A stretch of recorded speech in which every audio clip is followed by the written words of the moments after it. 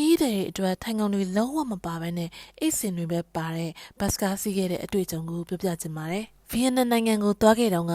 တောင်ပေါ်မြို့လေးစာပါကနေဟန်နွိုင်းမြို့ကိုအပြန်မှာဒီဘတ်စကားကိုစီးခဲ့ရပါတယ်။ အားမမရှိဘူးစီးကြည့်ရမှာဟောတော့တုံပြီးတိတ်ပြီးတော့ massage တွေပါအောက်ကနေနှိပ်ပြီးနေအောက်ကနေပြော massage ဆိုနှိပ်ပြီးနေ position နဲ့ M1 နဲ့ M2 တွေအဲ့ဆိုအနောက်ကကြောနဲ့ဟိုနဲ့ပဲတုံနေအခုနှိပ်တဲ့ပုံစံမတူဟုတ်တယ်ဒီမှာပြောင်းသွားတယ်ပေါ့နော်ချက်ချင်းသွင်းလို့ရတဲ့အပေါက်တွေနားမှာ headphone ပေါ့နော်ရုပ်ရှင်ကြည့်ရတဲ့ချင်းနားထောင်တာပေါ့နော်သူတို့ call